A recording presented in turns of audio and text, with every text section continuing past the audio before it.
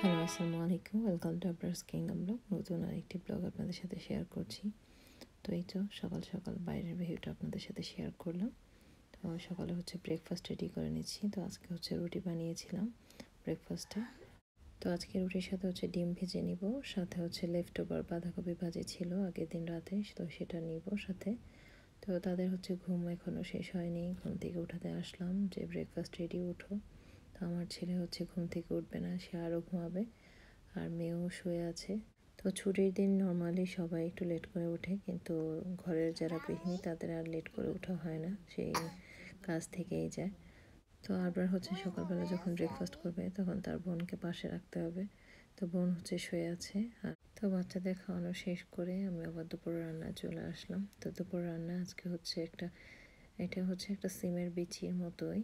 তো এটা দিয়ে মাছ দিয়ে রান্না করব। তো এটা সিলেটে ফরাসের বিচি বলে। এই বিচিটা সিলেটে প্রচুর খাওয়া হয়েছে আমার, বিশেষ করে রুই মাছের সাথে। আর এটা আরেকটা সিমের বিচি, এটা ভর্তা বানাবো মাছের লেজ দিয়ে। তো সেজন্য সিমের বিচিটা একটু সেদ্ধ করে নিচ্ছি। আর এখানে মাছগুলো আমি ভেজে রেডি করে নিয়েছি। তো মাছ দিয়ে বিচি দিয়ে রান্না করব। আর এখানে চিকেন ভিজিয়েছি, চিকেনটা ভেজে রান্না করব। তো দুপুর রান্নাবান্না শেষ, খাওয়া দাওয়া শেষ করে বিকেলবেলা আমরা একটু বের হয়েছি, যেহেতু আপনার স্কুল বন্ধ ছিল। তো আমি আগে বাচ্চাদের নিয়ে বের হয়েছি, আর আপনার বাবা আসবে, সে দোকান থেকে আসবে। তো আমাদের বাসার কাছেই নিচে মেলা বসে, প্রায় সময় স্যাটারডে সানডেতে মেলাটা বসে। তো মেলায় আর ঢুকলাম না, যেহেতু আমরা এখন একটা জায়গা যাচ্ছি, সেজন্য। আর মেলায় ঢুকে আসলে কিছু কেনাও হয় না, কারণ এখানে এত প্রাইস থাকে, তো বার্গেনিংও করা যায় না এরকমভাবে। তো আমার মেলায় জিনিস দেখতে ভালো লাগে, তো অনেক সময় দেখা যায় যে পছন্দ হয়ে গেলে কিনেও নেওয়া হয়। তো এই তো এটা আপনার বাবার দোকানের যে রোডটা, সেই রোডে আমরা এখন এসে দাঁড়িয়েছি, এখানে ওয়েট করছি। তো এই ফুলগুলো খুবই সুন্দর। এই টাইমটাতে রাস্তার দুই সাইডে অনেক গাছ থাকে সারিতে, দেখতে খুব ভালো লাগে। বিশেষ করে আপনার স্কুলের সামনে এরকম অনেকগুলো গাছ আছে। তো এই তো আপনার বাবা চলে এসেছে। এখন আমরা পার্কে যাচ্ছি। তো এখন আমরা যে পার্কটাতে যাচ্ছি, সেই পার্কে অনেক স্মৃতি আছে, কারণ এই পার্কটাতে আমরা যখন পর্তুগালে প্রথম এসেছিলাম, তখন যে বাসায় ছিলাম প্রথম, সেই বাসার কাছে এই পার্কটা।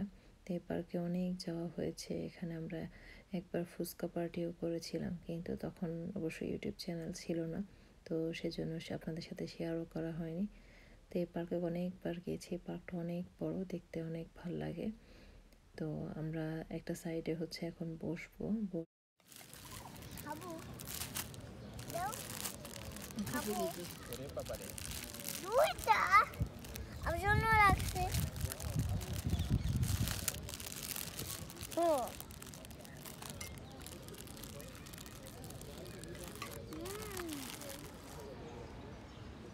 কবে খায় না ডুবে গেল আমি খাবো গরম বেটা বাবা খাই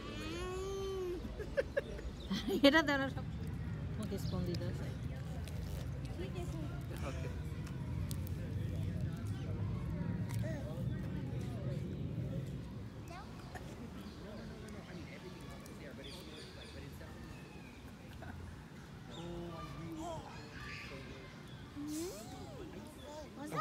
বাবা রেখে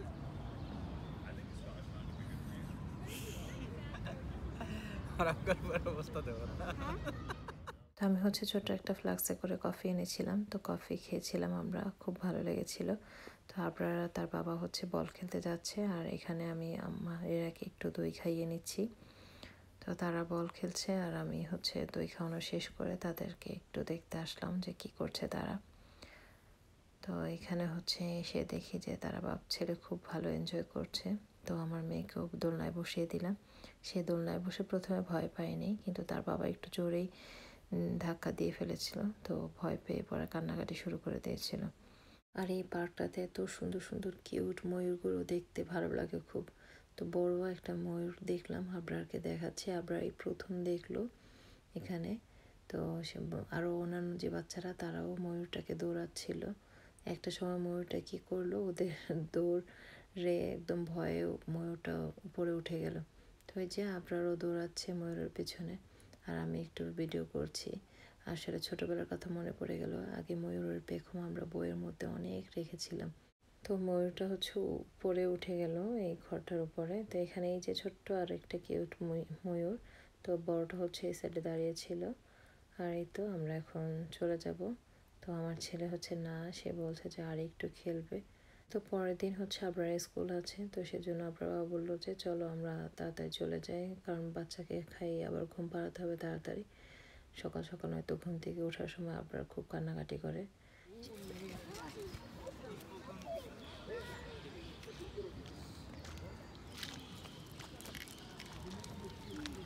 বলিস না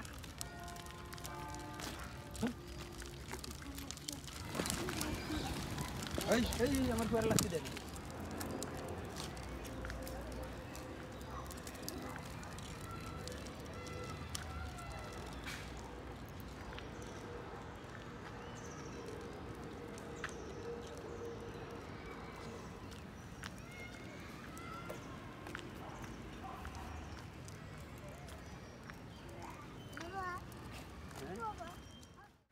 তো এই তো আমরা হচ্ছে বাসের জন্য ওয়েট করছি, যেহেতু বাসে যাব। তো প্রায় সন্ধ্যাই হয়ে যাচ্ছে। বাসটা আসতে একটু লেটই করেছে, বাসটা আসতে আসতে অন্ধকার হয়ে গেছে। এই তো আমরা বাসে উঠে নিলাম আর আপনাকে এখানে বসিয়ে দিলাম, আর মেয়েকে নিয়ে আমি এই সাইডে বসলাম। তো এখন এই তো বাসার কাছে চলে এসেছি প্রায়। আর এই তো রাতের বেলা হচ্ছে ভাই বোনের দুষ্টামি। এটা হচ্ছে প্রতি রাতের রুটিন। তারা ঘুমানোর আগে দুজন কিছু সময় দুষ্টামি করে, তারপর হচ্ছে ঘুমায়। আর এই তো বাবা এসেছে, ওদের ঘুম পাড়িয়ে দিয়েছি। বাবা আবার ডিম নিয়ে এসেছে। তো ডিমগুলো হচ্ছে আমার ছোটো ভাই যখন মার্কেটে গিয়েছিল তার দোকানের জন্য মাল কিনতে, তখন আনলো দেশি মুরগির ডিম। তো আজকের ব্লগটি হচ্ছে আমি এখানেই শেষ করে দিচ্ছি। ভালো থাকবেন সবাই। আর আজকের ব্লগটি কেমন লাগলো অবশ্যই কমেন্ট করে জানাবেন।